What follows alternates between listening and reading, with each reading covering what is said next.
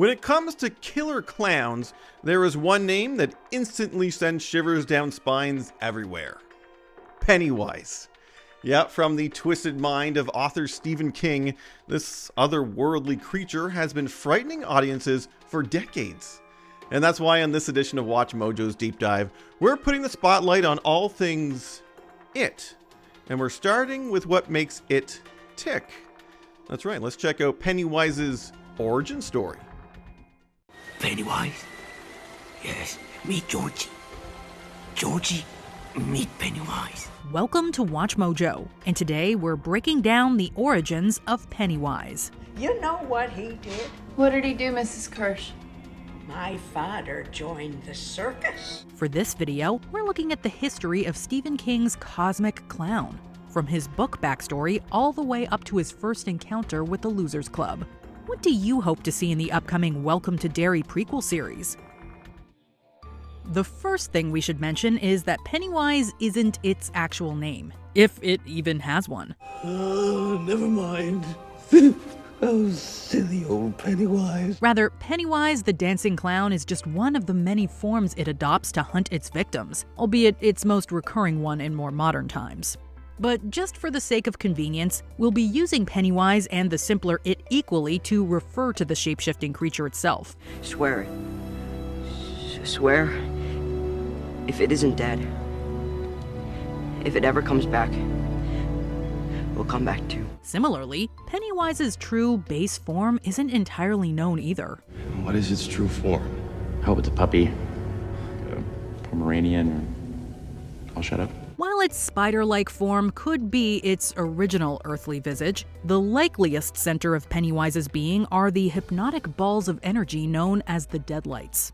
Turn light in the dark, Mike! What's happening, man? Keep turning! Turn light in the dark! Turn my out of the way! Turn my out of the way! It's likely that the Deadlights are the source of its abilities, as they are the prison that traps the souls of its victims. Still, what we don't know about Pennywise is often what makes it so frightening.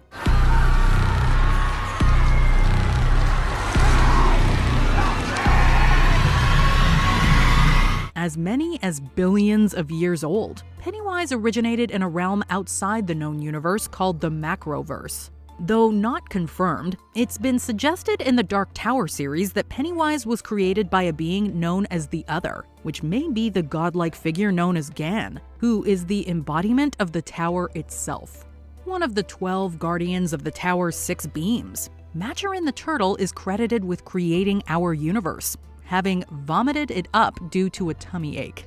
And hey, we've all been there. You didn't see the vomit coming out of my nose this morning? That's disgusting. Sometime after the universe was created, Pennywise made its way to Earth, crash landing in what would eventually become Derry, Maine. While I sat there looking out over the valley, I saw it arrive. Once it became inhabited with people, Pennywise began its infamous quarter-century cycle, awakening from hibernation every 25 to 27 years to feed. Okay, so let me get this straight. It comes out from wherever to eat kids for like a year, and then what? It just goes into hibernation? Maybe it's like, what do you call it? Cicadas. You know, the bugs that come out once in every 17 years. Though it doesn't discriminate, Pennywise prefers to feast on children, as their heightened fear makes them taste better. Tasty, tasty, beautiful fear. As if it wasn't a despicable enough nightmare clown. I'm not afraid of you.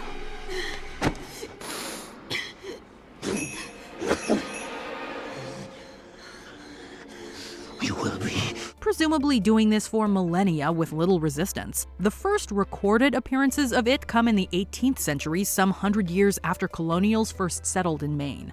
Though Pennywise keeps a large portion of the town under its thrall, insofar as almost all the adults tend to look the other way at its individual murders, its feeding frenzies are often marked by large-scale, horrific tragedies. The Ironworks explosion in 1908, the Bradley Gang in 35, and the Black Spot in 62, and now kids being...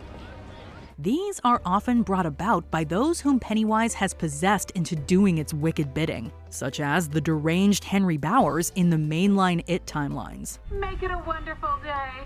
Kill him. Kill him. Kill him. Kill him. Kill him. Kill him. first known instances of these tragedies came in the 1740s, when, after Pennywise feasted for some 3 years, upwards of 300 settlers of Derry Township disappeared in a mystery very similar to that of the real-life Roanoke colony. Everybody just thought it was a plague or something. But it's like one day everybody just woke up and left. Why anyone would want to resettle in a cursed town like Derry is beyond us. You know, aside from a mind-controlling clown coercing them to do so.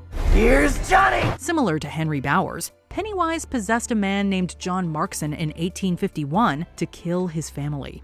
After poisoning them, Markson took his own life, and thus tied up any loose ends for the demonic clown. Another of Pennywise's 19th century atrocities came in the 1870s, when it murdered a group of lumberjacks and left their remains beside the real-life Kenduskeag stream.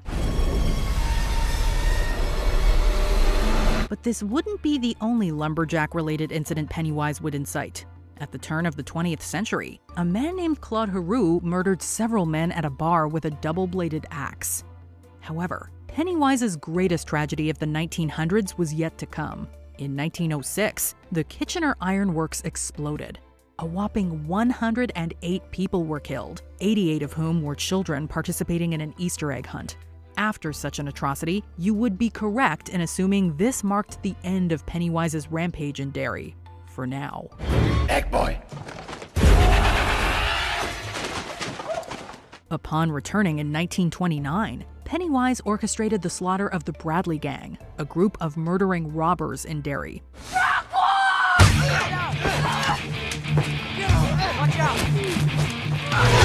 Though nearly all the townsfolk would pretend the shootout involving ordinary citizens never happened, one witness does remember seeing a clown in farmer's garb joining in. Continuing the series of heinous calamities of the 20th century, 1930 saw the burning down of the Black Spot, a nightclub frequented by black soldiers stationed at the nearby army base. It was the work of arson by the hate group the Maine Legion of White Decency.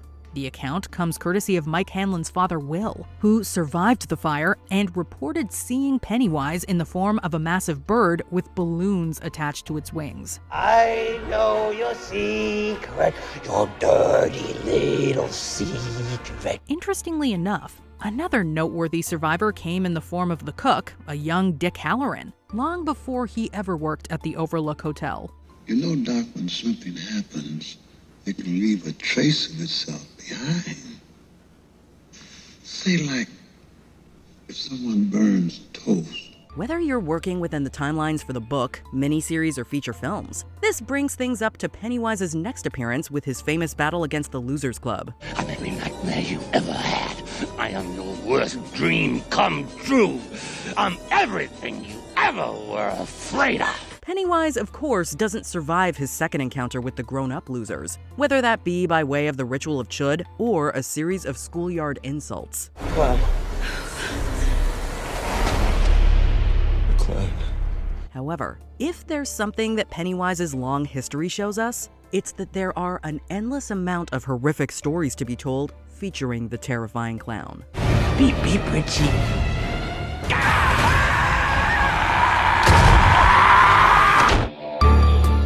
Okay, you guys creeped out yet?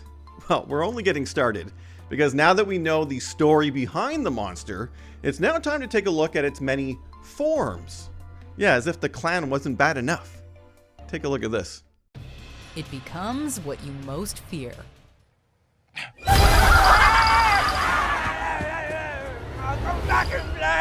Welcome to Watch Mojo, and today we're counting down our picks for the top 10 scariest forms of it. For this list, we're looking at the creepiest, most nightmarish forms taken by Stephen King's shapeshifting monster, It. Do you want a balloon too, Georgie? I'm not supposed to take stuff from strangers. Oh, well, I'm Pennywise the dancing clown. We'll be including It's transformations in both the 1990 miniseries and Andy Muschietti's movie duology. As is to be expected, a spoiler alert is now in effect. Number 10. Spider Hybrid. You filthy little children. The ancient creature It hails from a void known as the Macroverse, and its truest form is the eldritch energy known as the Deadlights. Deadlights.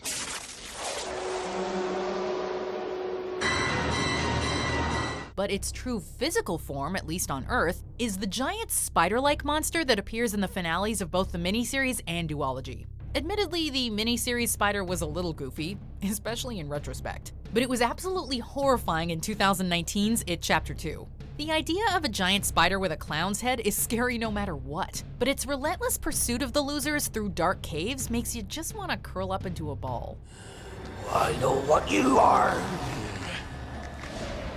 A madman. Number 9. Paul Bunyan. A gigantic lumberjack might not seem like a potential source of horror, but Pennywise can make just about anything terrifying. During a flashback in It Chapter 2, young Richie remembers sitting on a bench after being bullied by Henry Bowers. What is Richie? As he dries his eyes, he notices that the town's Paul Bunyan statue has mysteriously disappeared. The next instant, it's right there next to him with bats flying out of its mouth. Its roar, size, and razor-sharp teeth make it instant nightmare material. And the fact that it appears in broad daylight right in the open leaves Richie and audiences feeling all the more helpless.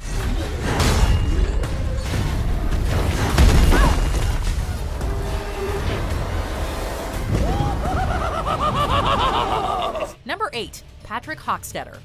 Don't think you can stay down here all damn day now. The long-haired, flamethrower-wielding Patrick Hockstetter was pretty terrible to begin with. Stop! He light his hair like Michael Jackson. Part of Henry Bowers' bully entourage, he's picked off by It in It Chapter 1, becoming part of the missing child folklore of Derry. In It Chapter 2, however, he makes a return, crawling out from under Henry's bed. The visit from an old friend is part of It's plan to lure Henry out of a mental institution. Of course, having been dead for 27 years, the late Patrick is looking a little worse for wear. It's a brief encounter, but it had us panicking just as much as it did Henry. Hockstetter. Number 7. Fortune Cookies from Hell. I'll see my fortune now. You're gonna be eaten by a big greasy monster. Have a nice day. Who ordered eyeball? Hey! Hey! That fortune cookie's looking at me! Heralding its return when the losers are all grown up, the fortune cookie scene is featured in both the miniseries and duology. And for sheer stripped-back weirdness, we're gonna give this one to the miniseries. When the group starts opening fortune cookies after a meal, they discover much more than vague aphorisms and predictions inside. One explodes in blood, another houses a cockroach, while a third has a bulging eyeball. Ben's is armed with sharp pincers. But the creepiest scare of all is a bird embryo, feebly squawking for help. Yikes. Number 6. The Woman in the Painting.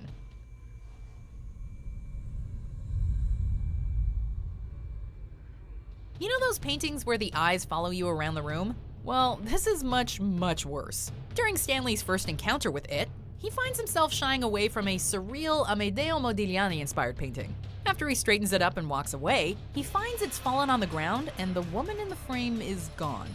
Cue the flute.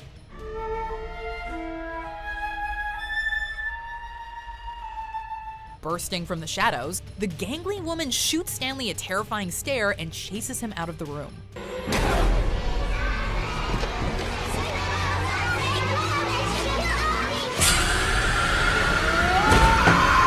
The monstrous creature returns to haunt Stanley again during their time in the sewers. As if sewers weren't creepy enough. Number 5. Stanley's Severed Head. What's happening to me?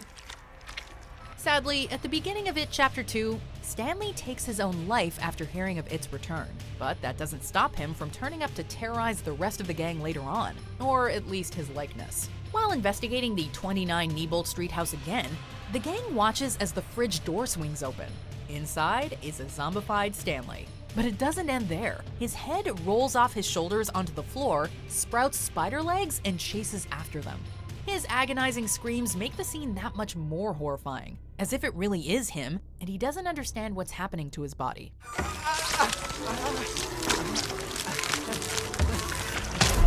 Number 4. Georgie Denbrough. I lost it, Billy. Don't be mad. I'm not mad at you. With an undead or spider-like monster, at least you know where you're at. But there's something even more disturbing about a kid in a raincoat that wants you dead. Especially when you consider that in Bill's case, it's his murdered little brother. But Bill, If you'll come with me, you'll float too. And that's what makes this It transformation so eerie. We can see that it's Georgie, but with his suggestive grin and shift in vocal delivery and body language, it becomes increasingly obvious that this cute kid ain't really a cute kid at all.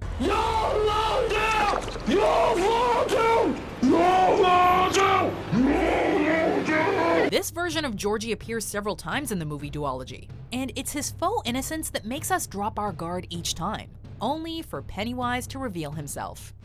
I love you, Billy. I love you too. But you're not Georgie. Number 3, the leper. Time to take your beer, Eddie.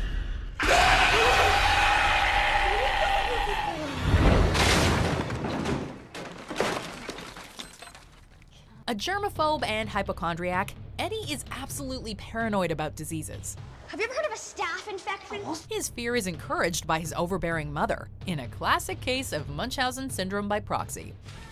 My mom finds out I bought all this stuff for myself. Spend the whole rest of the weekend in the emergency room getting x-rayed. This makes its choice of form for Eddie all too easy. While walking past the well house on Neibolt Street, he stops to take his medication when it appears in front of him. Dressed in rags and oozing pus and drool, the figure is Eddie's worst nightmare come to life. As he scrambles away, it shambles after him, chasing him into the backyard. Where you going, Ed? If you lived here, you'd be home by now. Come join the clown, Ed. You'll float down here. We'll float down here. Yes, we do.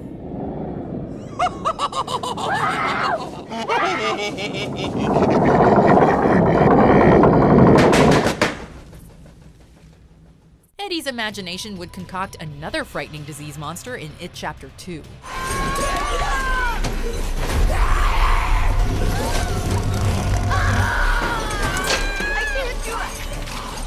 I'm sorry! I can't do it! Oh, I knew you would leave me, Eddie!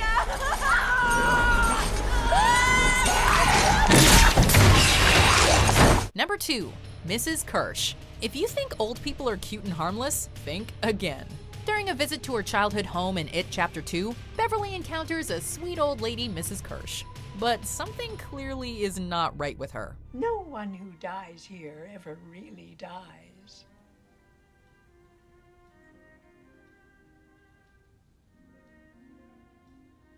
If the long pauses aren't enough to creep you out, then maybe her twitching and fidgeting will be. The situation starts to unravel as Bev notices sores on Mrs. Kirsch's chest and old family photos featuring a familiar face. Things reach a dramatic conclusion when Mrs. Kirsch beckons from the shadows and charges at Bev. Are you still his little girl, Beverly? Roaring with her arms flailing in the air. I know I've said this before, but how can you compete with a monster that can shapeshift into your literal worst nightmare? And worse yet, that means he feeds on your fear. Tasty, tasty, beautiful fear. So the only way to beat him is to not be afraid of him? Jeez, that is a big ask. Anyway, number 1 is pretty obvious when you think about it. Can you guess what it is? Let's check out some honorable mentions and then we'll see what takes the top spot.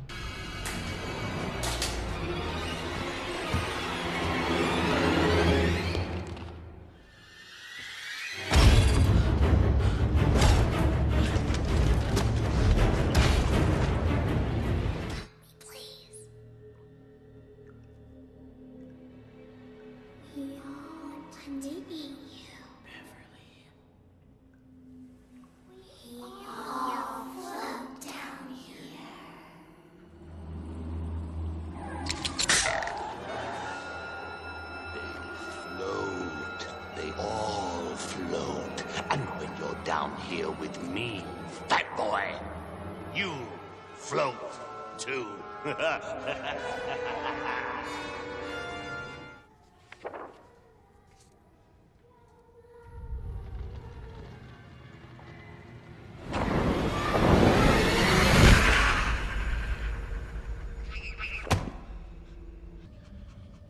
Sit.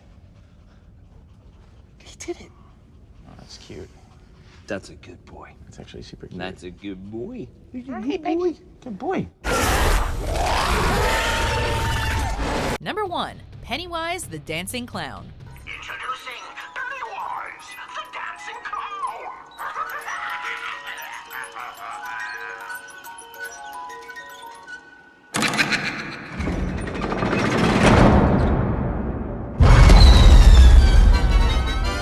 Clowns are creepy enough without giving them pointy teeth.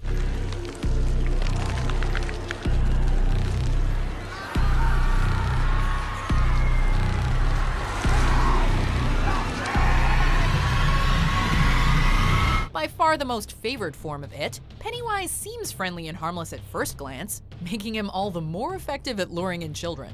Similar to Demon Georgie, however, it's Pennywise's unassuming appearance juxtaposed with his evil true nature that makes him truly spine-chilling.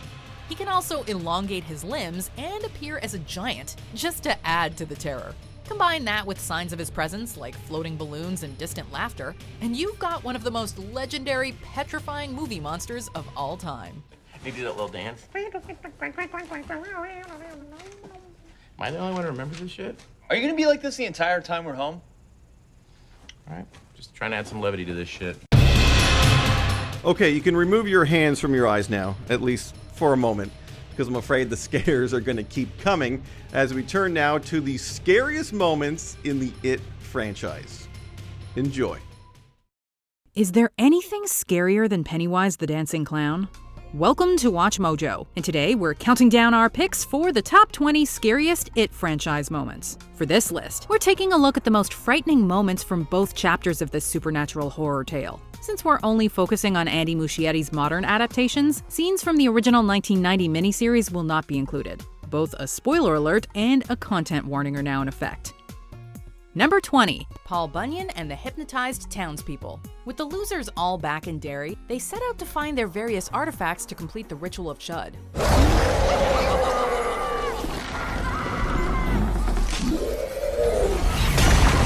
As Richie looks for his, he suddenly remembers when the statue of Paul Bunyan came to life and tried to eat him. Although the statue is back to normal in the present, Pennywise is there waiting, sitting on the statue's shoulder. Play a game with me, would you? How about Street Fighter? As he taunts Richie, Pennywise draws the townspeople into the act, demonstrating just how strong his hold over Derry really is. I know your secret, your dirty little secret. It's surreal, creepy, and disturbing enough even before Pennywise charges right for him. Number 19. Fortune cookies. Rendezvousing at a Chinese restaurant, the losers discuss what to do next. We don't know how to do fortune cookies here. Mine just says guess. At the end of the meal, and still not quite believing what Mike is telling them, they crack open fortune cookies. Inside, however, is a whole lot of, well, WTF. Whoa, whoa.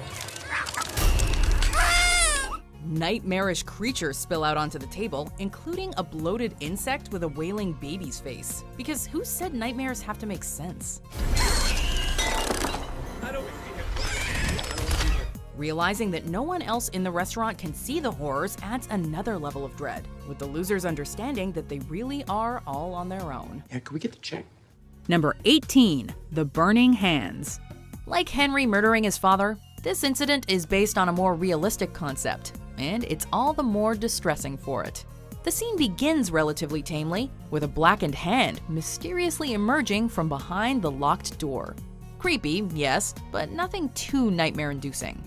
But then the real nightmare begins, as more hands emerge, while screams can be heard and flames can be seen from behind the door.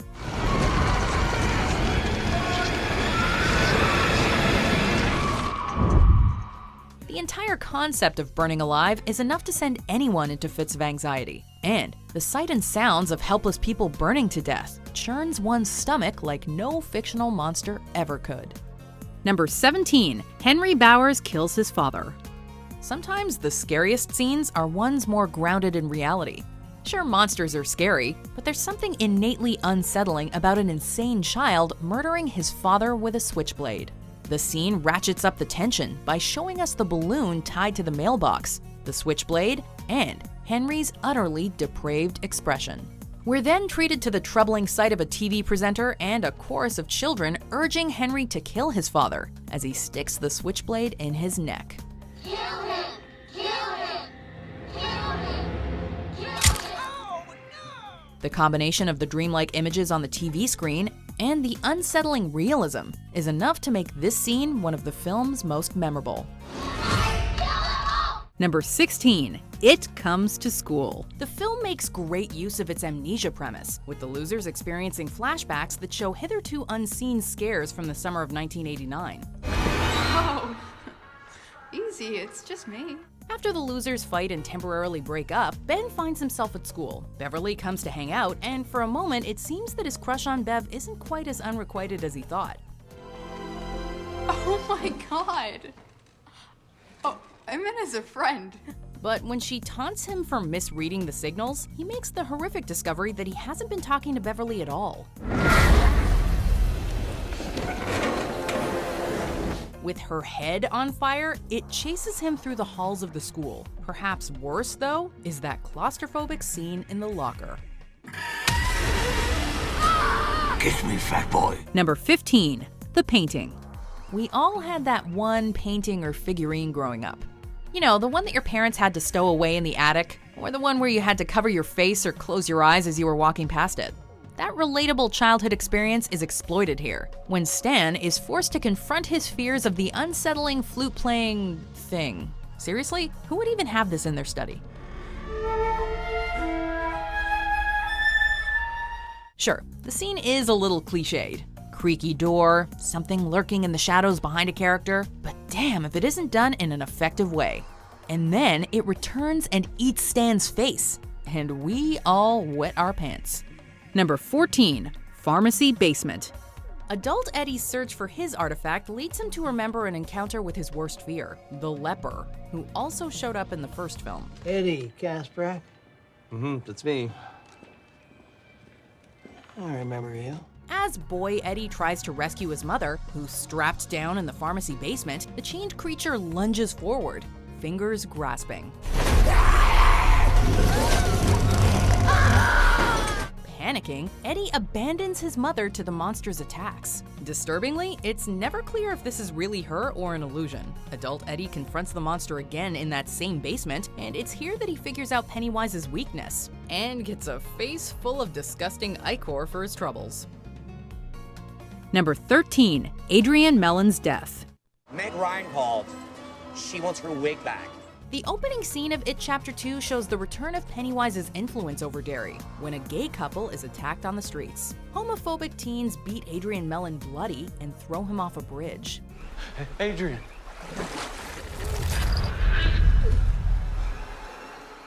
His boyfriend Don tries to save him, but Pennywise gets there first and bites a huge chunk out of poor Adrian. While a ravenous killer clown under a bridge is scary enough, the real-world element makes the scene so much more brutal, as the murder of Adrian was inspired by the 1984 murder of 23-year-old Charlie Howard. In a film of fantasy scares, it's a chilling reminder that human monsters are very real.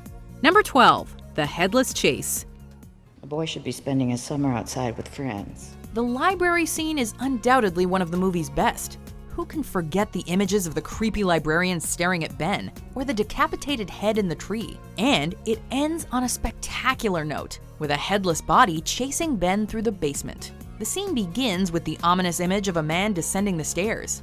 The filmmakers then use some expert framing, surprising us with the fact that the man is headless, complete with screeching musical accompaniment.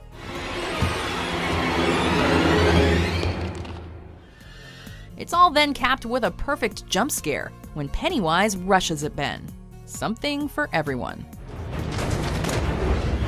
Egg boy. Number 11, Return to Neibolt Street.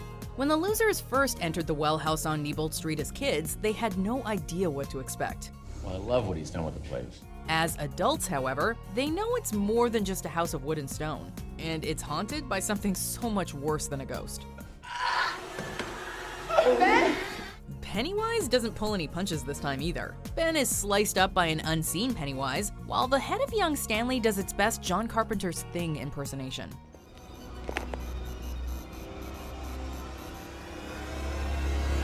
It's Stan. The Neibolt house has even more non-stop horrors than the first time around, never giving the losers or audiences a second to breathe. Oh, there he is.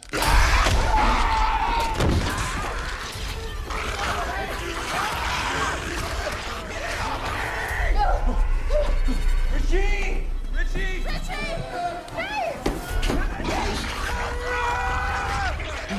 I want to go home. Number 10. The Deadlights.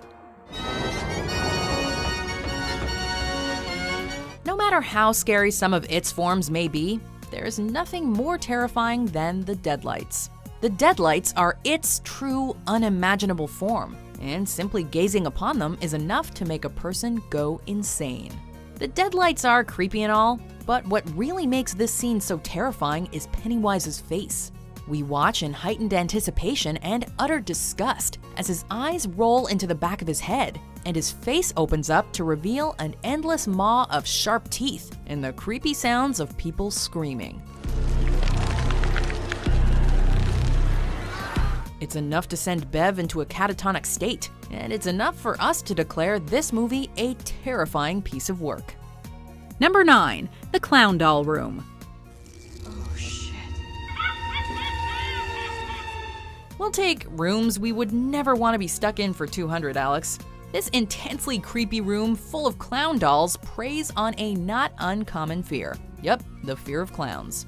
There are numerous ones in this room, and they all stare directly at Richie. And, through Richie's point of view, the audience.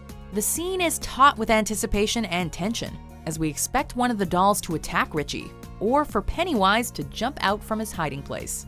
However, the scene nicely subverts our expectations by revealing a disgusting Richie corpse doll, and saving the jump scare for the end. Beep, beep, Richie.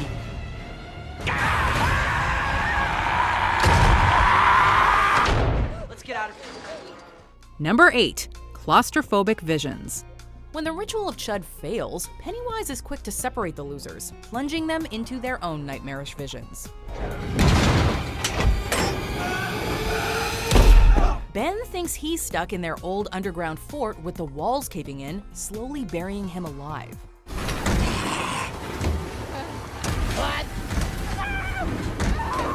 Beverly, on the other hand, finds herself trapped in the bathroom stall where the girls at school used to torment her, about to drown in blood. Are you still my little girl, baby? And if she doesn't drown, the things on the other side of the door will get her. Those who suffer from claustrophobia will cringe as Ben and Bev's breathing space gets smaller and more desperate. Number 7. Pennywise emerges from the fridge.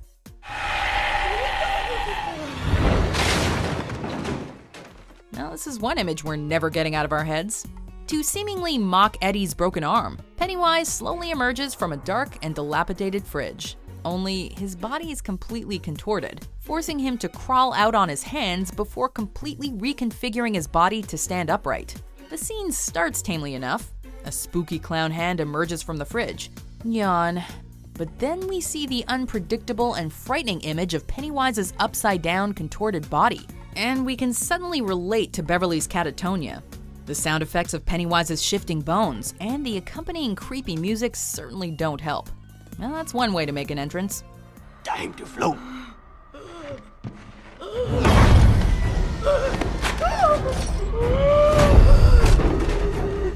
Number 6. The projector scene. That's where Georgie disappeared. There's the ironworks and the black spot. As original as the Georgie puppet is, we have to give the most original award to the projector scene. It's new, it's scary, and it's unexpected.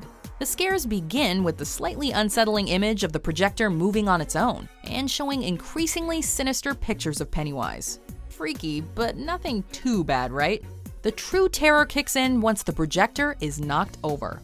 We wait in unbearable anticipation as the slides change and send us into darkness before a giant Pennywise emerges from the wall and chases the heroes. A creepy projector is fun, harmless horror.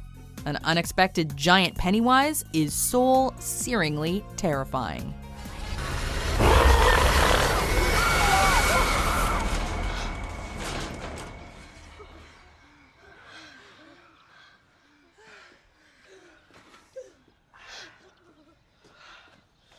Thanks, Ben. Number 5. Funhouse mirrors. Trying to save Dean, a kid who lives in his childhood home, Bill follows the boy into the funhouse at the town carnival. Despite the dizzying shifts, he does manage to find him. Stop following me!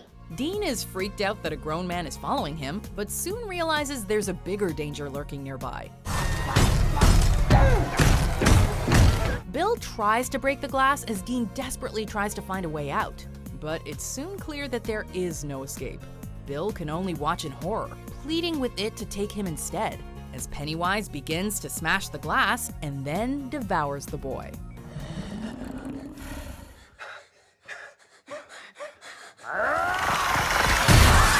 Number 4. The Georgie Puppet. I lost it, Billy. Don't be mad. Chalk this one up as one of the movie's scariest original scenes.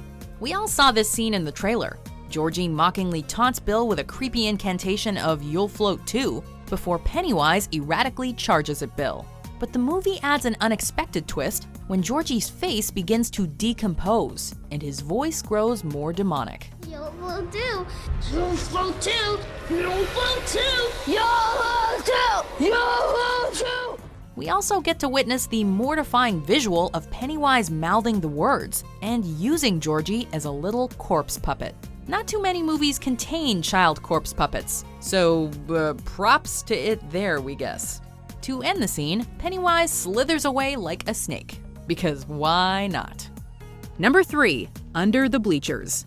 At a baseball game, little Victoria Fuller is lured away from her mother by a firefly. Drawn below the bleachers, she meets a funny-looking clown. Hello, Ricky. Isn't that what your friends call you? While she's suspicious of him at first, Pennywise explains that no one wants to be his friend because of how he looks. Oh, silly old Pennywise, you'll never have no friends. People make fun of me too. They do? Because of this. Isn't that silly? Oh, that little thing. Oh, I can blow that thing right away. The girl, who has a large birthmark on her face, understands this all too well. Of course, it's all a diabolical trick to lure her closer, right into Pennywise's clutches. Oh, I can blow that thing right away. You could? Oh, yes. One poof and it'll be gone. Just like poor Georgie in the first film, Victoria is taken in, and needless to say, she doesn't come back out from the bleachers. Number 2. Mrs. Kirsch. While searching for her artifact, Beverly returns to her old home. It's not for me to tell you this, but your father passed away. Estranged from her father, she's surprised to learn from the kindly old woman living there now that he's passed away. You feel free to look around while I get the water boiling. Oh, really, it's fine. You don't need to do that. Don't be so polite.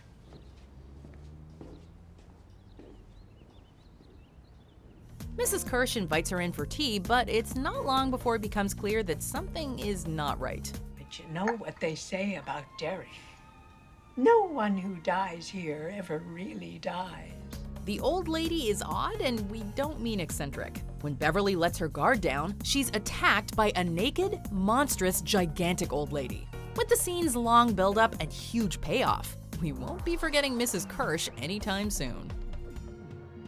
Before we unveil our terrifying top pick, here are some honorable mentions. The Leper.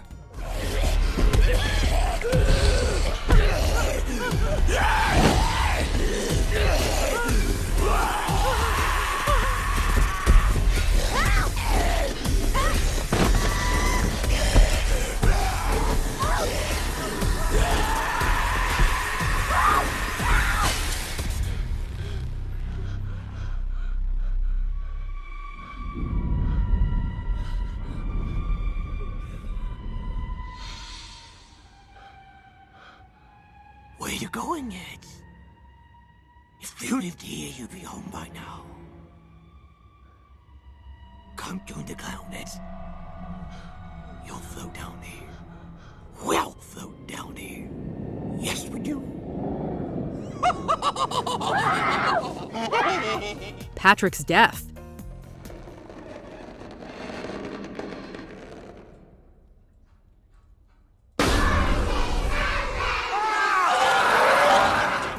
Pulled into the drain.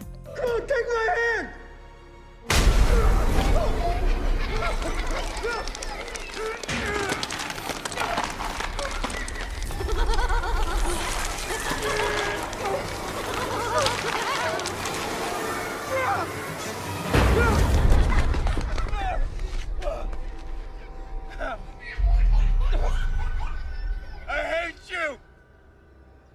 I hate you. Eddie attacked by Henry. And then the leper, he threw up all over me. Hey, it's my family. Why don't you come back to Maine? It's your time, Eddie. Number 1, Georgie's death. See you later. Bye. This was scary in 1986, it was scary in 1990, and it's extra scary in 2017. This is a masterful sequence, and it starts the movie in gruesome fashion, which is just how we like it. The sight of Pennywise in the darkened sewer is unsettling, but paralyzing fear sets in once he attacks Georgie. We witness the attack in graphic detail, and it is overwhelmingly, monstrously horrifying. The sight of a child missing an arm and screaming in pain is a sight as disturbing as pretty much anything that can be on film, ensuring that this movie starts with a warning. If you can't handle this content matter, turn back now.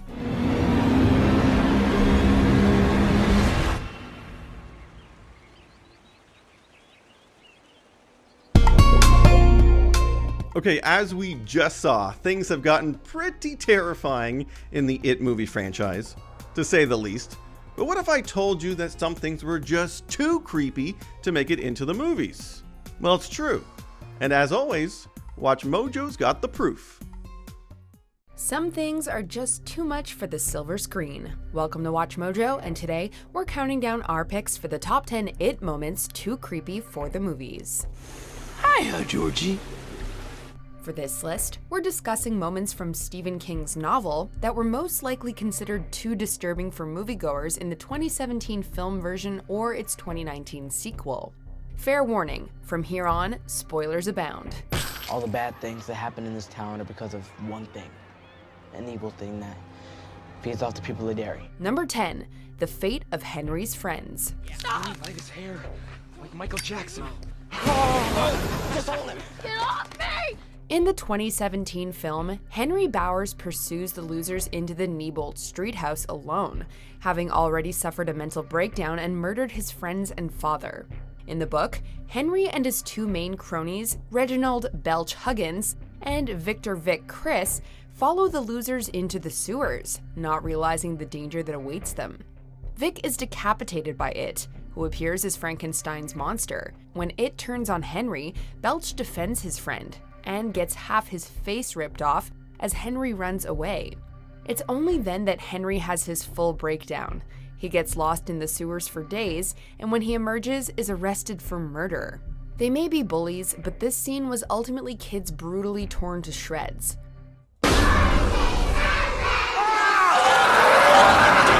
Number 9, the scale of destruction.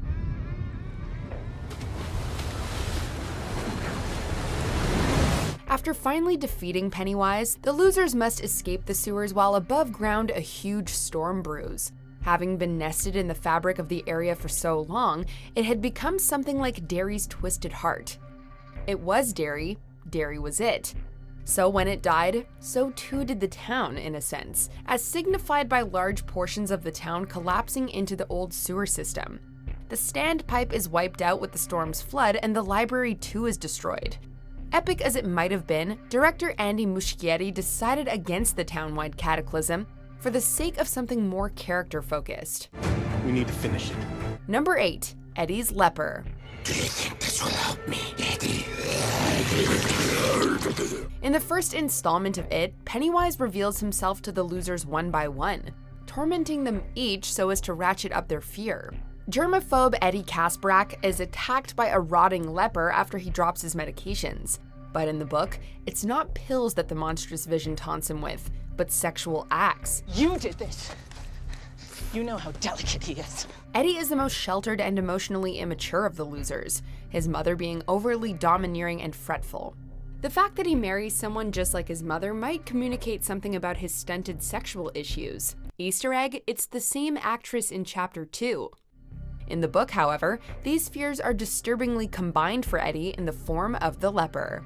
I had to protect you. Protect me? By lying to me, by keeping me locked inside this hellhole? Number 7, Henry's unhappy home life. Look at him now, boys. In the book, Henry's violent pathology goes even deeper than what we see on screen. Butch Bowers, his father, is a mentally deranged Marine veteran whose verbal and physical abuses are not only something Henry fears, but sickly depends on, as is one of the most consistent aspects of his upbringing.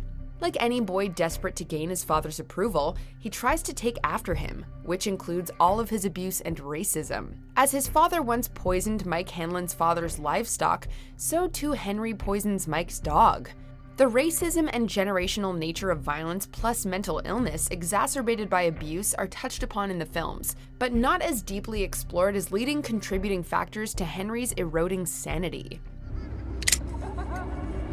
Number 6. The Bradley Gang and Sleepy Silver Dollar Deaths. The Bradley Gang shooting makes its film appearance by way of a mural, but in the novel, a group of outlaws are happily gunned down in the street by the average citizens of Derry. Later, those involved would remember a clown amongst the shooters, with its gun always identical to the one the person who saw it was holding. But the unmentioned Silver Dollar Massacre is worse by far, after beloved union organizer David Hartwell and others were tortured and butchered by thugs. A friend of Hartwell's murdered the thugs in the Silver Dollar Bar with an axe, while townsfolk just went on drinking and chatting like nothing was happening. The massacres show an adult perspective and the callous indifference of the town while infected by it. Number 5. Beverly's Dad. Tell me you're still my little girl. Yes, Daddy. While many of the adults of Derry seem to be vying for the Worst Parent Award, Alvin Marsh is on a whole other level of terrible. Mr. Marsh is bad in the movies, but his abuse is fully played out in the book. Are you doing womanly things down in the woods with those boys? No, nothing. You don't have to worry. I promise. What's this? Misogynistic and controlling, he's constantly angry and worries that all Beverly's friends are boys. At one point, it takes the form of her dad and tells her that he loves beating her because he secretly wants to abuse her in other, more terrible ways. Another time, he chases her out of the house, and she knows that if he catches her, he'll kill her and worse. While Beverly believes he must be under the persuasion of Pennywise, it doesn't make what's happening any less horrifying. Number 4. The Death of Eddie Cochran. They say they found part of his handle chewed up near the standpipe. He asked to borrow a pencil once. Eddie Cochran's missing poster is observed in one scene, and the tragic fate of this boy has been hinted at, but the incidents leading up to his demise were left out of the movies. Like several kids in Derry, Eddie Cochran came from an abusive home. After his stepfather kills his little brother Dorsey with a hammer, Eddie runs away, taking refuge by the canal. There he sees what he thinks is his little brother, who then turns into the creature from the Black Lagoon. Strangely, Eddie is insistent to the end that it's not real, but despite his bravery, it doesn't back off and decapitates the boy. Guys, are those the missing kids floating? Number 3. The Death of Patrick Hocksetter. I hear you, tits. Patrick Hocksetter in the book shows signs of being a true psychopath. He suffocates his baby brother to death, thinks he's the only real person alive, makes sexual advances on Henry, and has a fridge full of animals which he's tortured and killed at the dump.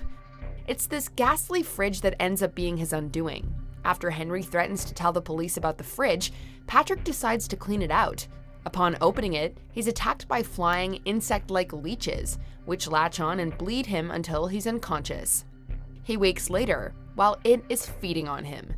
His film death was scary enough, but it sure wasn't a kid getting eaten alive.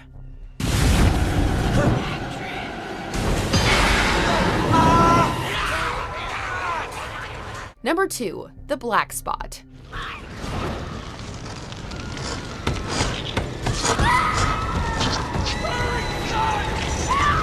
In Chapter 2, Mike remembers an apartment fire that killed his parents. However, in the book, there is another, even more devastating fire, the burning of the Black Spot, a popular dance hall for the African American community of the town in the 1930s. The Derry branch of the Legion of White Decency burned it down while it was full. Mike Hanlon's father survived the attack, saved by none other than Dick Halloran. Yep, from The Shining, who worked there, but most others died. This is Dick Halloran, our head chef. Mr. Halloran, I'm Jack. The descriptions of the fire and the people dying as they tried to escape the inferno are brutal. The moment also shows how it is not just monsters for kids. It can represent another very ugly side of society. You need to start taking more responsibility around here, Mike. Your dad was younger than you when he... I'm not my dad, okay? Number 1, the sewer scene. I saw us, all of us, together back in the cistern. But we were older. Our parents' ages. Let's get this out of the way. Subterranean adolescent orgy. Okay, now you know what you're in for. After their first fight with Pennywise, the losers feel fractured, and to bring unity back to the group and escape the sewers, the kids decide that they have to grow up and must build a link between their childhoods and adulthoods. So they do it, and one by one, the boys have sex with Beverly. It's not scary, but it's uncomfortable, and although it's written to be transformative, basically every reader wishes they could bleach this scene from their memory. The scenes seem to have been carefully reimagined with the Blood Pact and Eddie's lover cast in the 2017 adaptation, which is frankly a relief. Swear it. Swear, if it isn't dead, if it ever comes back, we'll come back too. Okay, when it comes to adapting a book for the big screen, as we just saw, some things make it and some things don't. But in this case, you've got a plethora of characters, young and old. There's a time jump in the middle, plus you've got this fictionalized town with its own storied past, and frankly, things can get a little confounding. Well, lucky for us, Watch Mojo is here to answer all of our It mythology questions. Check it out. Murderous, fear-eating clowns don't come out of nowhere. Welcome to Watch Mojo, and today we're explaining the mythology behind It Chapter 2.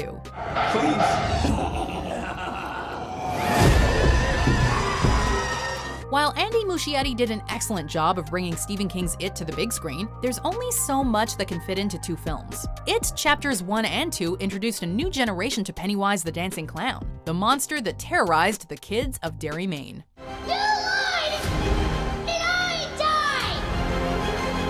But just what was this shapeshifter, and how does it fit into the greater Stephen King universe, or SKU? I need to show you something. What is it? More than we saw at the quarry? According to the SKU mythos, it originated in a void that surrounds our universe called the Macroverse. It's similar to, and perhaps identical to, the Toadash darkness of the Dark Tower series. After crashing to Earth long ago, it buried itself in the landscape like a giant tick, feeding off people's fear. Hello? Who are you? Over time, its kind became known by several names, including Glamour in Gaelic, Manitou by Native American, Alak in Central Europe, Le Loup-Garou in France, and Talus in Himalayan tradition. As a means to combat the cosmic parasite, the latter devised a ritual to stop it. The Ritual of Chud is a battle of wills in which a holy man and the Talus bit down on each other's tongues and told jokes and riddles until one of them laughed. In the version performed by the Losers Club, the ritual takes Bill into the psychic plane of the Macroverse in order to mentally battle the true form of it directly. While on Earth, its favorite appearance is that of a clown, a means of luring children, its true form is the enigmatic Deadlights, a form of eldritch energy perceived as brilliant orange lights with the power to drive people insane or kill them. Why isn't she waking up? What is wrong with her? Within the greater SKU, the Deadlights are not only alive, but also a potential weapon to be used by others, such as the biggest bad of them all, the Crimson King. The primary antagonist of the Dark Tower series, the Crimson King is the leader of the Red, also known as the Random, also known as the Outer Dark. Fortunately, there are other powerful beings who oppose him. On the side of the White, also known as the Purpose. There's the god Gan, who rose from the Great Darkness known as the Prim and created the multiverse. And there's also Maturin, a giant ancient turtle said to have accidentally created our own universe when he vomited due to a stomachache. Yep, our universe had a glorious beginning. That's disgusting. As a boy, Bill encounters and receives assistance from Maturin during the Ritual of Chud. The turtle is something of a benevolent, if indifferent, cosmic creator, and one of 12 guardians who protect the beams that hold up the Dark Tower, the center of all existence. It's a turtle. The turtle refers to it as its brother in the novel, suggesting that they were born from the same creator. It considers Maturin lazy and stupid. Although by all other accounts, Maturin is wise and powerful, he's just not terribly concerned with the affairs of his vomit universe. Given its age and power, it's no surprise that it has appeared, or at least influenced, other characters and stories outside of the losers' fight in Derry. Although it is less of a big picture menace in the SKU than the Crimson King, or the Crimson King's devotee, the Man in Black, it's still a major force for chaos. In fact, it's possibly one of the 6 greater demon elementals referred to in the penultimate novel of the Dark Tower series, Song of Susanna. It's also mentioned in the novels Insomnia and 11/22/63, and the short story Grey Matter, and possibly glimpsed in the Tommyknockers. In Dreamcatcher, the words "Pennywise lives" are spray painted across a memorial plaque, suggesting that it didn't perish after all during its confrontation with the adult losers. However, given the multi-dimensional nature of King's mythos, it may have a doppelganger known as a twinner out there from a parallel universe, responsible for these sightings. Then again, it could also have had a child. That's right, in the book, its spider form was pregnant, leaving open the possibility that one of its eggs survived unscathed. Egg boy! Or that there's a male of the species somewhere, still wandering about. When It Chapter 1 hit the big screen in the fall of 2017, it smashed box office records in the process. As a matter of fact, at the time of this recording, it still stands in the top 3 highest grossing R-rated movies of all time. Not too shabby. Of course, when It Chapter 2 came out, it proved just as successful and popular amongst moviegoers. Which begs the question, which movie was better? You know Watch Mojo's got the answer. Take a look. An over 1,100-page novel, a miniseries, and 2 films later, we're still trying to parse out what's better. Welcome to Watch Mojo, and in this installment of Versus, we're pitting It against It Chapter 2.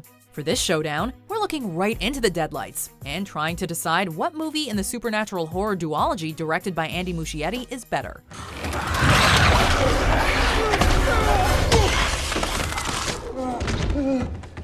Round 1. Story. For a sprawling epic tale spanning over 27 years, you are going to need 2 films. There's just too much material to cover.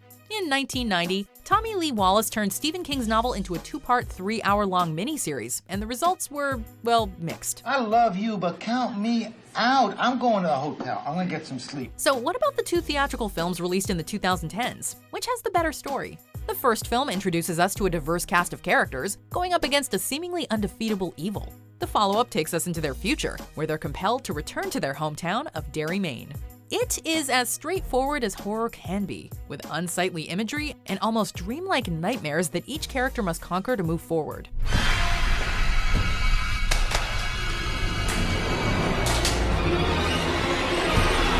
But in Chapter 2, we learn that they never really overcame much of anything. They just forgot and have to do it all over again. Even with the wealth of knowledge one earns through the aging process, they're ultimately just scared little kids. But that's hardly the film's biggest problem, as we're still rooting for them all the way. The ritual of Chud. It's a battle of wills. The first step was our reunion. While it's nice to see the ritual of Chud represented on screen, it doesn't quite play out so well, with each character having to collect a totem that will tie them to their past. This largely separates the cast, a cast that works best as an ensemble and unfolds on screen more like video game missions than it does narrative. As clever, scary, moving, and powerful as the It series is, this is when it was at its lowest point. Even in Wallace's miniseries, fans contend that the first half is better than the second. That is also our opinion about the first movie in this It series. We'll float down here. Yes, we do.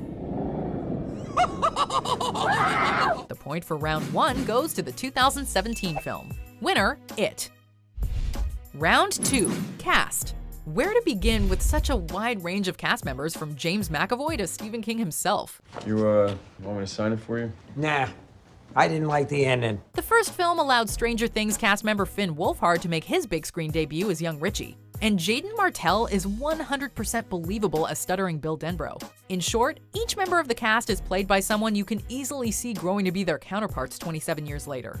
As good as the cast of the first film is, the digital de-aging necessary for them during flashbacks in Chapter 2 is admittedly a bit of a distraction. However, even before the movie was announced, star Sophia Lillis asked for Jessica Chastain to take on the role of Beverly. So having that come to pass made her the ultimate in fan casting. Talk to me. Just talk to me like we used to. Come on, how did you know? Because I saw it. I've seen all of us die. Equally good is Bill Hader, who was also approached because the actor playing his character's younger counterpart, Wolfhard, wished this to be so. Coming off his rare semi-dramatic role in Barry and going headfirst into horror, Hader managed to maintain some of the humor he's known for here. The first movie may have a great cast, but the second really ups the ante, with an ensemble whose chemistry is just spot on. Thank you. I don't have my glasses on, so I don't know who you people are, but thank you very much. The point for round 2 goes to the 2019 film, tying things up early on. Winner, It Chapter 2. Round 3, Characters. The It films have some of the best, most well-rounded characters in recent horror history, so it is tough to make a pick here. Well, it would be were it not for one glaring mistake. In the first movie, it's new kid on the block Ben Hanscom who's obsessed with local town history. So it would stand to reason that Ben would grow up to be the keeper of the town's history. That is different from the source material, since it's Mike Hanlon who's actually the one with the historical scrapbook in the novel, but we can still live with the change. I remember all of it. Continuity be damned. Each character has a severe arc to overcome, be it Mike Hanlon's battle against racism, Bill Denbrough's stutter and guilt about losing his brother, Beverly Marsh's abusive father, Ben Hanscom's struggle with weight and bullies, or Eddie Kaspbrak's overbearing mother. The arcs are similar in the sequel, enhanced by the nefarious child-killing monster, but it's just much more poignant to watch a child overcome them. Plus, for some incomprehensible reason, it's Mike who ends up being Derry's future librarian as seen in Chapter 2, instead of Ben, who, as we previously mentioned, was presented in the first film as the one who's extremely knowledgeable of Derry's past. So while both films still have strong characters, likable, smart, and deeply flawed, it's It that pulls things off without a hitch. The point for round 3 goes to It. Winner, It. Round 4, Faithfulness to Source Material. We were never going to get a full-on It adaptation, especially considering a particularly questionable scene involving minors. But when you're dealing with a novel this epic, you're bound to have to streamline some information. The creature in the novel is an ancient being that crashed on Earth billions of years ago, and whose only enemy is a giant intergalactic turtle. Got that? Good. But It takes streamlining to the extreme, removing key plot lines and shortening others. The loser's feud with the bullies, for instance, amounts to little more than a rock fight, and main baddie Henry Bowers is seemingly killed in seconds rather than going crazy. In Chapter 2, we don't get the full backstory of It, but we get a lot more about how the characters developed, who they become, and the mechanics of the monster. Also crucial in the novel is the town of Derry's unwillingness to involve themselves in the open secret of the monster. We get glimpses of that in the first film, when we see a woman closing her blinds as Georgie is taken, but Chapter 2 opens with the controversial beating and subsequent It murder of Adrian Mellon.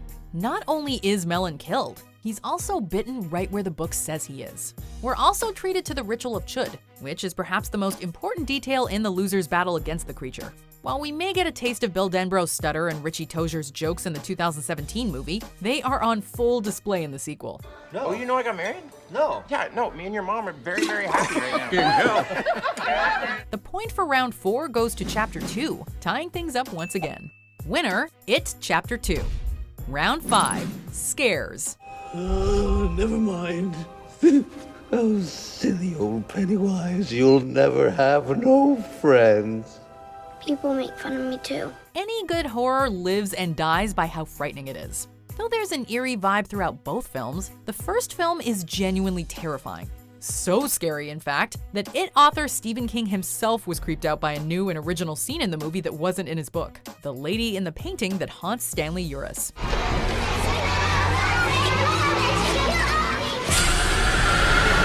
It's also a lot more mean-spirited in how frightening it is. At this point in time, Georgie's death at the start of the film is ingrained in pop culture. It's even been on screen before in Tommy Lee Wallace's 1990 miniseries. But in the first movie, director Andy Muschietti has no problem going into detail, showing the young tyke's arm being bitten off right in front of us. In Chapter 2, the scares take a backseat to the storyline. There's a healthy dose of atmosphere and even some imaginative ideas, but we're dealing with adults here. The 2017 film breaks the unspoken rule of horror about not killing children and frighteningly dismembers one.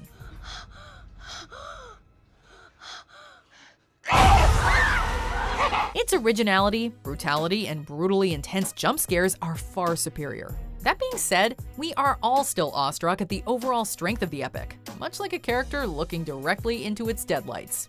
But considering all the elements that go into making a good supernatural horror film, there can only be one movie who will come out on top. The point for round 5 and the win goes to It. Winner, It. Tasty, tasty, beautiful fear. Okay, well, as I alluded to at the top of this video, there are plenty of evil clowns in popular culture. So why not pit Pennywise against some of them? And what better place to start than the killer clown of the moment, the star of those Terrifier films? That's right, it's Art the Clown. Check out this battle. You'll never go to the circus or a child's birthday party ever again. Welcome to Watch Mojo, and in this installment of Versus, we're pitting Pennywise against Art the Clown. For this showdown, we're gonna find out which of these horror movie clown characters reigns supreme. Round 1. Background, origin story.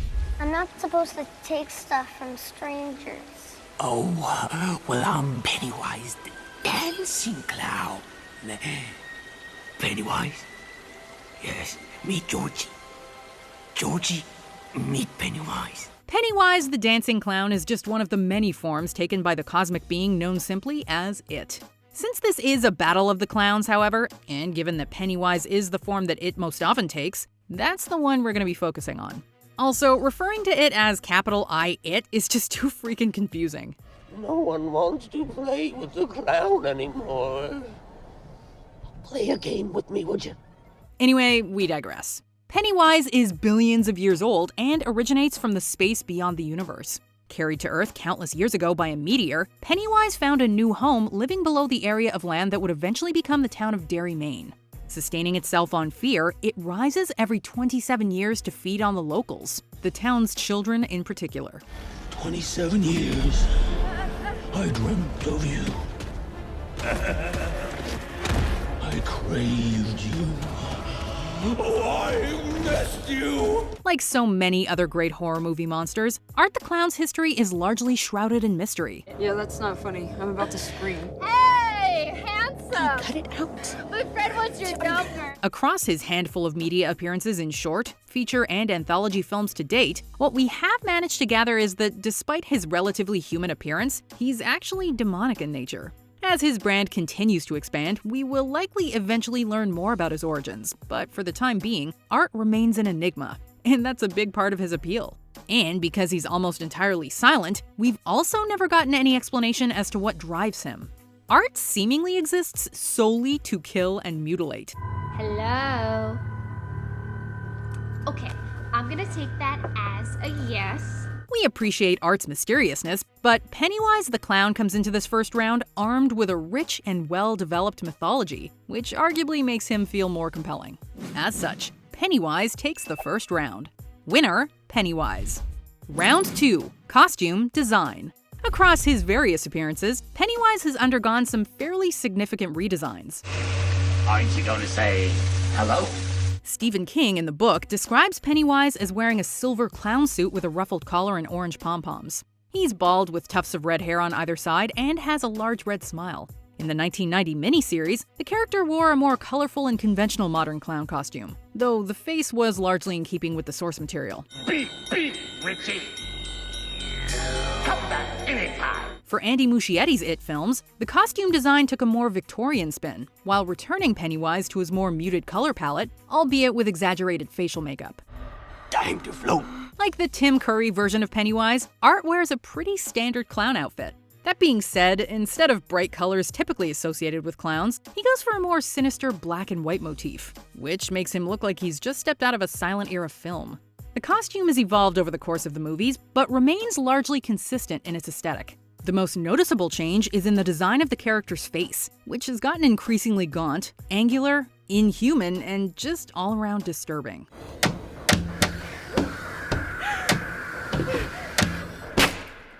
One look at this clown and you know that something's not right. Oh my god, you're never gonna believe what I just heard on the radio.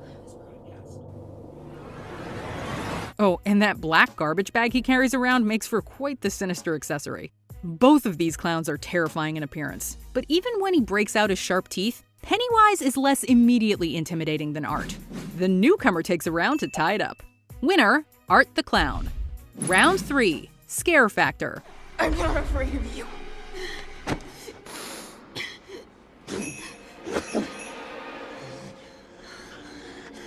You will be. Pennywise thrives on fear, and so he is rightfully an artist in the art of terrifying people. His survival literally depends on his ability to inspire fear. When people stop being afraid of him, he's robbed of his typically awe-inspiring power. That's why you didn't kill Beverly. Because she wasn't afraid. And we aren't either. Because Pennywise isn't limited to a single form, shapeshifting is arguably his greatest tool for terrifying his viewers, and by extension, audiences. He takes the form of your worst fears and gives them life to truly terrifying effect.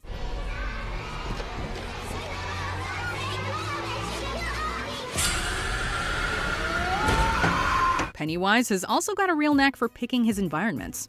Sewers, old dilapidated houses, the space under the bleachers. He understands the value of setting the mood in the worst way possible. Art likes to keep things decidedly simpler, but he manages to inspire plenty of fear regardless. Part of what makes Art so terrifying is that despite his odd appearance and supernatural abilities, he somehow still feels firmly grounded in our world.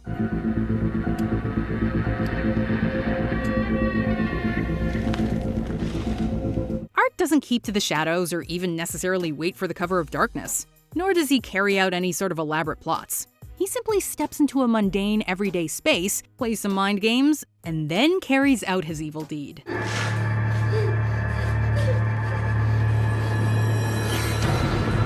Art feels like the sort of horror movie villain who could already exist in our world, in some form at least, and might just walk into the room at any moment. This is a close call. You got a plan B, man? What the hell do we do now? You die, that's what you do. We are suckers for the cosmic terror that Pennywise trades, but the immediate and unrelenting threat that Art the Clown poses results in a more visceral sort of fear.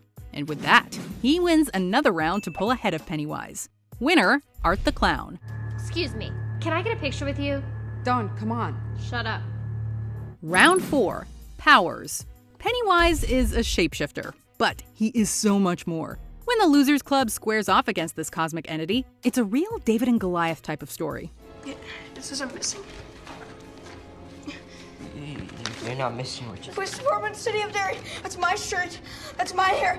That's my face. Calm down, That's this my isn't name. real. That's my age. That's the date. Can't be real, Richie. No, it says it. His telepathy allows him to see into the minds of his victims and thus know how best to scare them. Let's dance! Yippee-ki-yay, mother... He's also able to create tangible illusions, telekinetically control inanimate objects, teleport, and cause plants to wither and die with a single touch. He's also got all the usual superhuman abilities like enhanced strength, speed, stamina, reflexes, and regeneration. Plus, he can essentially induce insanity.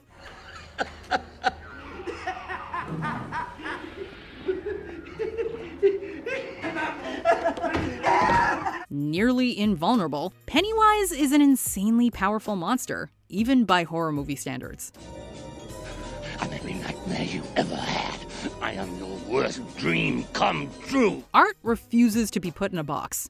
Just as his origins are shrouded in mystery, so are the exact nature and limitations of his abilities. At first glance, you'd be forgiven for thinking that he's just a killer in costume, given that he always insists on getting his hands dirty. He certainly knows his way around sharp objects and human anatomy. But as we've seen, Art has certain supernatural powers. He rarely uses them in a fatal application, but does employ them in the hunt to help maximize the terror he inflicts upon his victims. He can seemingly manipulate technology, teleport, utilize limited clairvoyance, and mess with reality.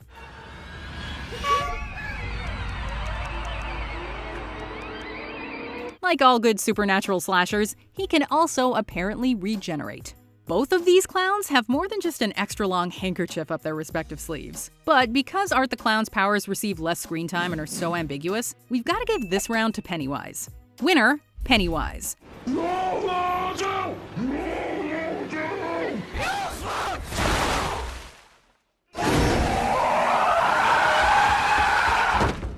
Round 5. Style, mannerisms, demeanor. Hiya, Georgie.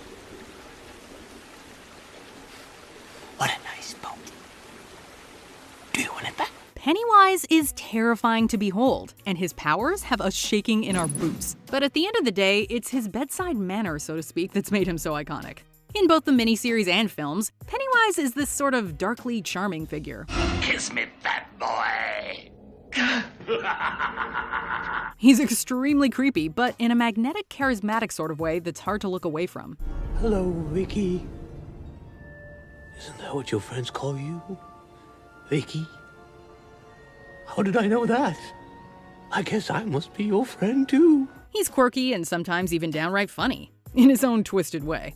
In the most recent films, actor Bill Skarsgård went the extra mile by perfecting the character's mannerisms in such a way that makes his every gesture and facial expression unnerving. In short, Pennywise isn't just another horror movie monster. He is a fully fleshed out character with a distinct personality. Where you going, Ed? If you lived here, you'd be home by now. When it comes to killer clowns, they don't get much more sick or twisted than Art. One of the character's defining characteristics is that he's silent, not unlike a mime. Even when he laughs, usually it's something utterly depraved, he does it without making any sort of noise. Part of clowning is that you exaggerate your movements to make even mundane actions seem comical. Art respects this aspect of his chosen identity, but the activities to which he applies this clownish over-the-top behavior are stalking and murdering people at random, to seriously messed up results. The theatricality of his methods is what elevates Art from your run-of-the-mill supernatural killer to an icon in the making. Please. Don't hurt my little girl. This was not an easy round, but we feel like we're still getting to know Art, and that his most character-defining moments still lie ahead of him. As such, this round goes to Pennywise, the one-of-a-kind cosmic clown we've come to know all too well. Pennywise wins. Winner, Pennywise. See you in your dreams. Oh, come back anytime. Well, there's going to be no clowning around when it comes to our next matchup for Pennywise. That's because we're putting him toe-to-toe against the infamous Joker.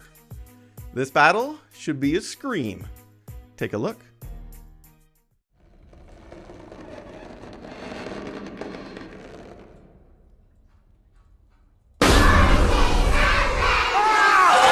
Send in the clowns. No, wait. Send them back. Send them back. Welcome to Watch Mojo, and in this installment of Versus, we're pitting two of pop culture's most infamous clowns against each other. The Joker versus Pennywise the Dancing Clown. In one corner is the Joker, archenemy of Batman and self-styled clown prince of crime. In the other is the Terror of Derry, the ancient and malevolent entity who often takes on the guise of Pennywise the Dancing Clown. Which one of these heinous harlequins will emerge victorious? Keep watching to find out. Round 1. Origins. Joker's origins are both shrouded in mystery and subject to change depending on the story in question. To quote the man himself, If I'm going to have a past, I prefer it to be multiple choice. In most versions of the character, the Joker began as a small-time crook, sometimes using the mantle of the Red Hood. But a tumble into a vat of chemicals dyed his skin white, his hair green, and drove him insane.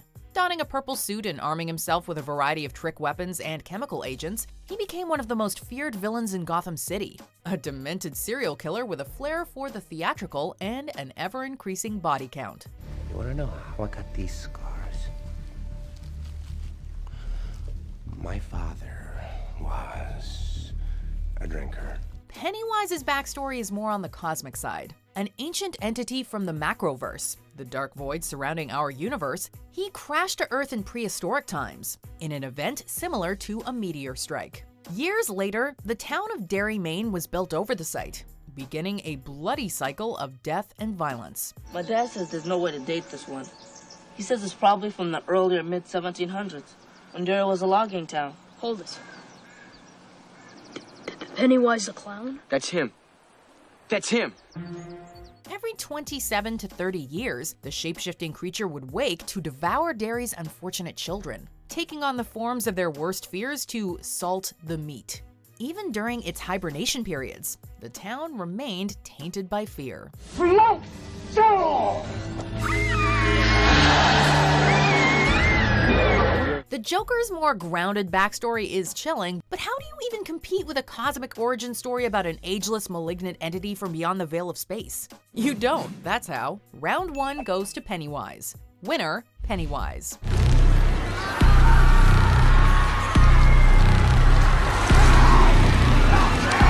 Round 2, Enemies. They say you can judge a man by the company he keeps. Well, the same can be said about the enemies he makes. Of course, the Joker's biggest nemesis by far is Batman, whose commitment to that whole no-killing rule he's continually tested over the decades. And why do you want to kill me? I don't want to kill you. What would I do without you? But you don't get to be the Joker without making plenty of other foes too. In addition to Batman and company, Joker has also had run-ins with a number of DC characters, most notably in the Injustice franchise. He's also made enemies of several supervillains as well, usually by throwing a monkey wrench into their plans just for the heck of it. Even his longtime squeeze Harley Quinn turned against him eventually. I'm so fucking over clowns. Pennywise's roster of enemies is a bit more humble. His most notable nemeses are the members of the Losers Club, who band together both as children and adults to defeat him. Despite the overwhelming odds, this group of friends presents a challenge for Pennywise thanks to the strength and courage they draw from one another.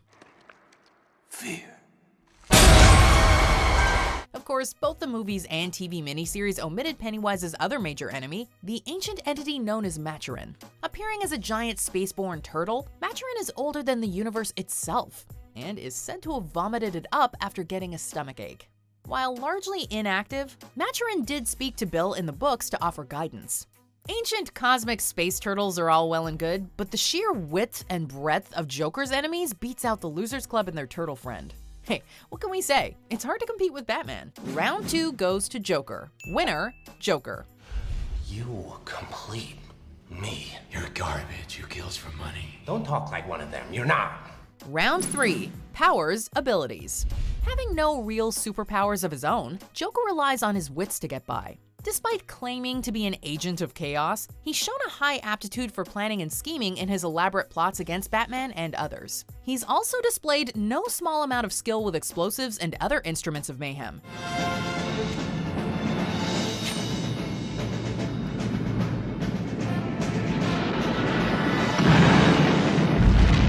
In particular, his infamous Joker Venom. This chemical concoction, which can be deployed as a gas, causes uncontrollable laughter, which can result in death if the victim isn't treated quickly. And it often leaves corpses with terrifying grins on their faces. Joker has also employed everything from acid-spraying flowers, electric shock joy buzzers, and whatever else his demented mind can cook up.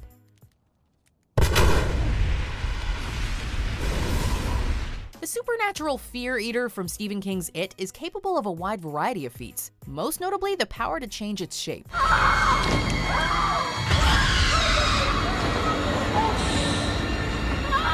It's also displayed powers of telepathy, teleportation, invulnerability, and a whole score of others. To keep this quick, we'll just say that Pennywise can do almost anything. One of its few limitations is that it has to obey the physical laws of whatever it takes the form of. Its most terrifying ability may just be its true form, the mysterious deadlights. These strange orbs of light transfix whoever sees them, leaving them comatose and ripe for the picking. It's also implied that its poor victims have their souls imprisoned within them forever. This one is a hard call, as the abilities of each character really tie into their overall motif. The Joker is all about criminal but very much human evil, whereas Pennywise is all about an unknowable, more metaphysical evil beyond our understanding. But in a straight-up fight, Pennywise would pretty obviously win. So it takes this round in the end. Winner, Pennywise. I'll show you how to slow down. Round 4, Movies Appearances. Being one of Batman's oldest foes, Joker has made numerous media appearances. Cesar Romero's portrayal for TV leaned towards the campier side of things, but successfully captured the character's manic energy.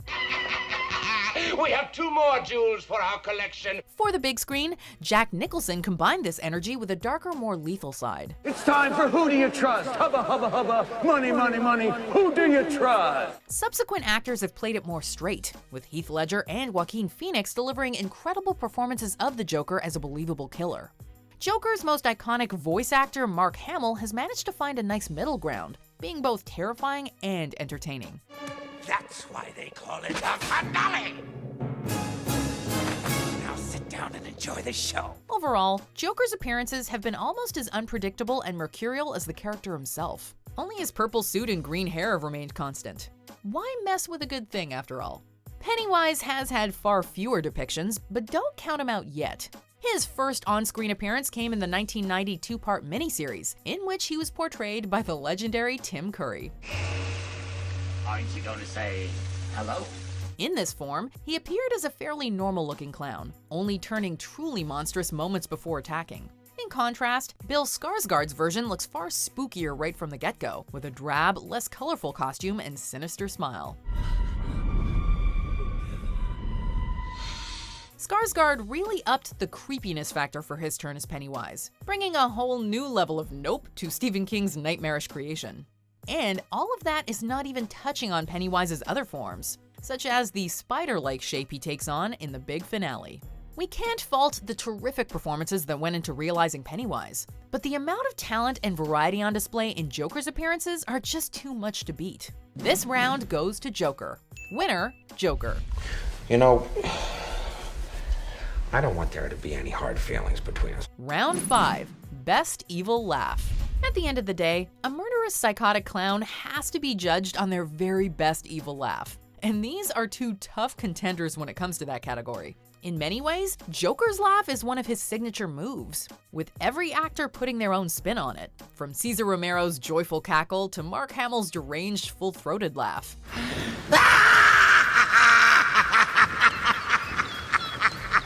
Like the actors who've played the character over the years, there is a ton of variety, and odds are that at least one variation will succeed in making your blood run cold.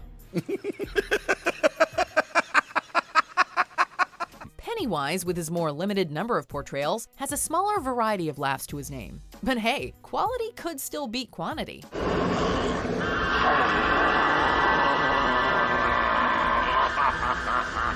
Both Tim Curry and Bill Skarsgård gave it their absolute all, with Skarsgård in particular delivering a spine-tingling hooting laugh when the occasion calls for it.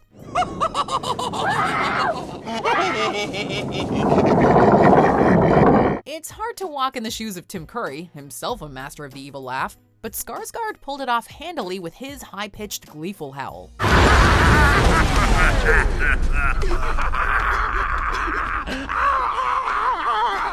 It's a laugh that makes you want to run home and crawl into bed with the lights on. Not that that would save you anyway.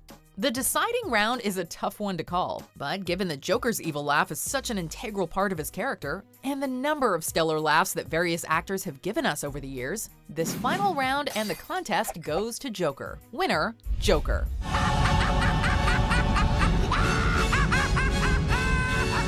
For a lot of us, clowns are always terrifying no matter the context. But when it comes to the two scariest clowns on the block, the legendary comic book villain just narrowly beats out Stephen King's creation to take the crown. Wanna know how I got these scars? Well, I'm the Joker, baby!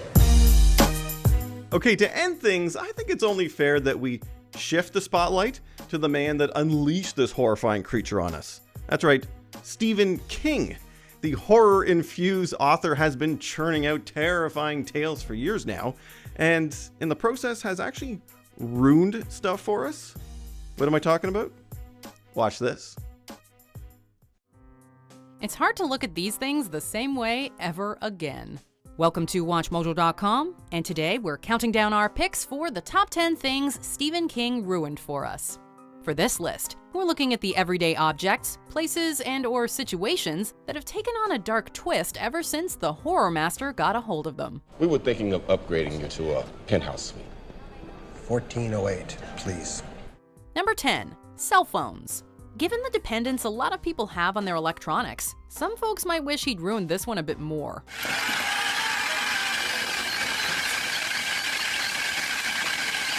In his 2006 novel Cell, which was later adapted to a film of the same name, after an event known as the Pulse, using a cell phone becomes deadly and transforms anyone who turns one on into a raging zombie.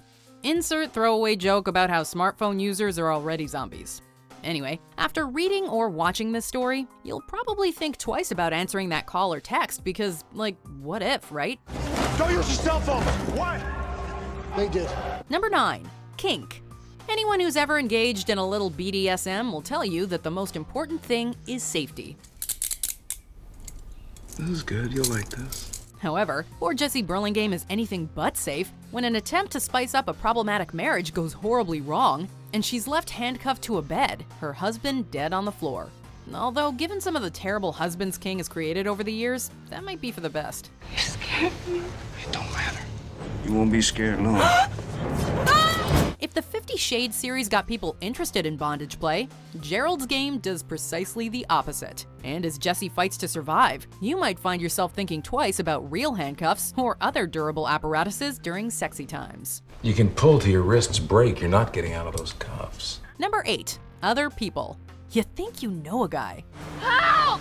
If there's one thing that defines the work of Stephen King, it's his ability to look down the streets of Everytown America and make us wonder what really goes on over the garden wall.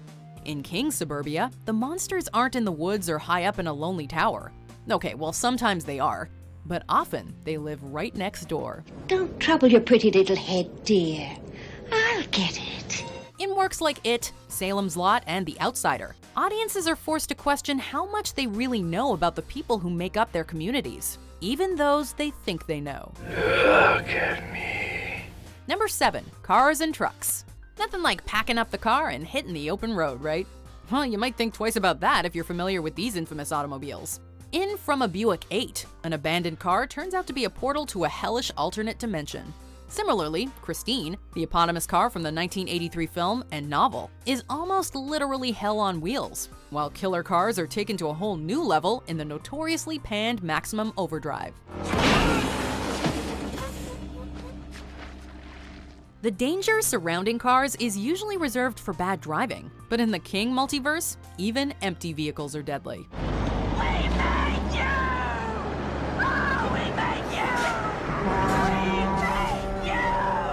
Number 6. Children and childhood innocence. There are so many creepy kids throughout the SK canon, it's almost impossible to list them all. Question not my judgment, Malachi. I am the giver of his word. Gage Creed, Danny Torrance, Charlie McGee, Isaac Kroner, they're all creepy for different reasons, and they'll all make you wonder if your own little kid, niece, nephew, or even the brat you babysit can start fires with their mind or talk to the dead. Danny's gone away, Mrs. Torrance. Or you'll wonder about your own childhood and what your coming-of-age moment was. Hopefully it didn't involve finding a dead body. Many of King's young heroes also have complicated or strained relationships with their parents. Why can't you have friends like Denny's?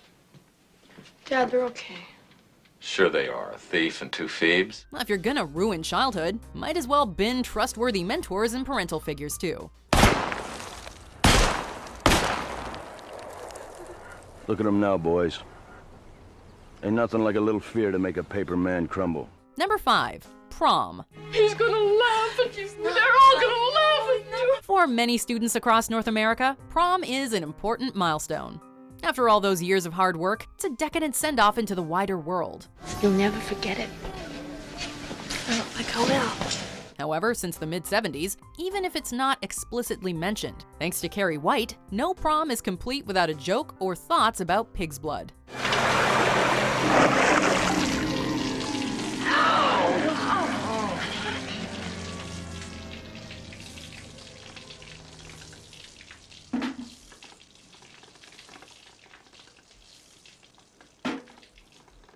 With bullying and school violence a bigger problem now than ever, stepping into the glitz and glam of a senior prom is not without its stressors.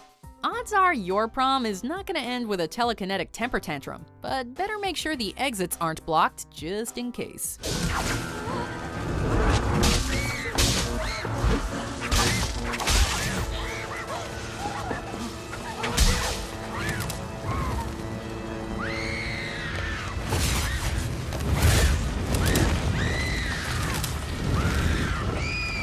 Number 4. Pets.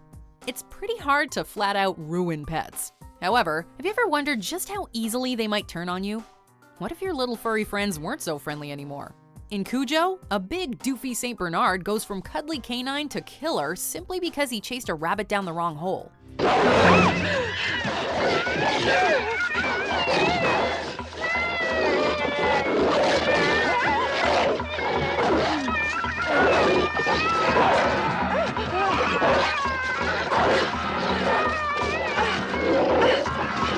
And in Pet Sematary, Louis Creed's attempt to give his cat Church a second chance at life leads to some very bleak places.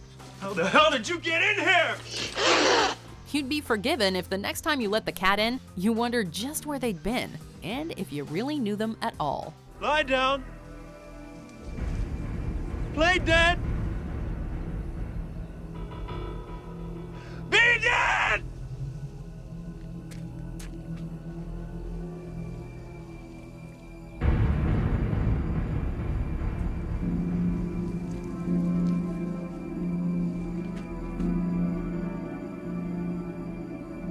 Number 3. The state of Maine. Few authors have become so tightly connected to their home state as Stephen King. While generally less emphasis is placed on location in the film adaptations, in the books, constant readers have been regularly reminded that the Pine Tree State is the place for a scare. The fictitious towns of Derry, Castle Rock, and Jerusalem's, also known as Salem's Lot, are all located in King's Maine, as is Shawshank Prison. But other real small towns are also employed, giving them extra creep factor. Now when people head to vacation land, it's not just lobster and rocky beaches tourists have in mind, but vampires, otherworldly mists, aliens, and general spookiness. Number 2. Hotels. Before The Shining, Gothic horror was generally reserved for old mansions. However, King cleverly replaced creepy castles awash in ghosts with a more relatable location. Here's Johnny! The whole genre of haunted hotels seems to stem back to Stephen King, and it's changed the way most people view their stays. Be honest, you've definitely wondered once or twice while stepping out of your hotel room into a long empty hallway if you're gonna be invited to play forever and ever. Come play with us, Daddy. Thanks to King, more than one hotel goer has probably thought about what lies behind the doors of those long, quiet corridors, and maybe if some patrons have never checked out.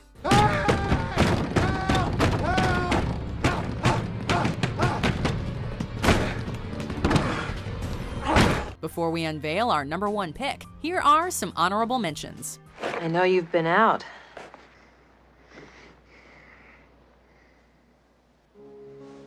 What? You've been out of your room. No, I haven't.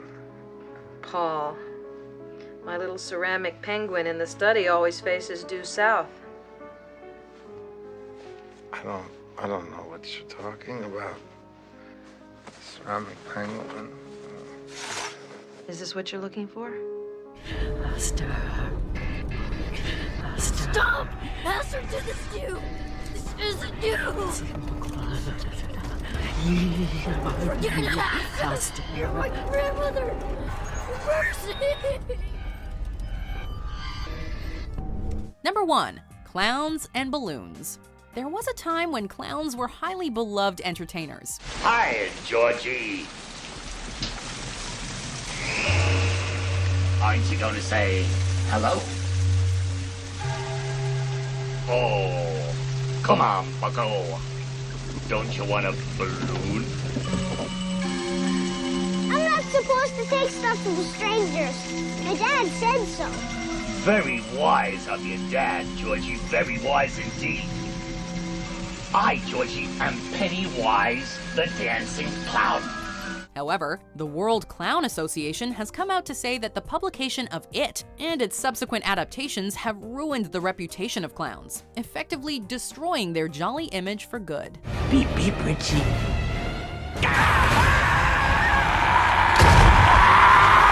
And sadly, we have to agree. More often than not, when clowns are brought up in conversation these days, it's not the smiling faces of Bozo and Ronald people think of, but the maniacal grin of Pennywise. Don't feel too bad about it though. Here, have a balloon. They float. They all float. And when you're down here with me, you float too! Fear no evil, for thou art with me. Thy rod and thy staff, they comfort me. Thou preparest a table before me in the presence of mine enemies. Yes, thanks to Stephen King and this whole It franchise, I personally stay well away from open sewer drains, and I think it's safe to say that I avoid clowns at all cost. But hey, I want to thank you for not avoiding this special look at all things It. Hope you enjoyed it, and may your dreams be Pennywise free. I've been Matt from Watch Mojo. I'll see you next time.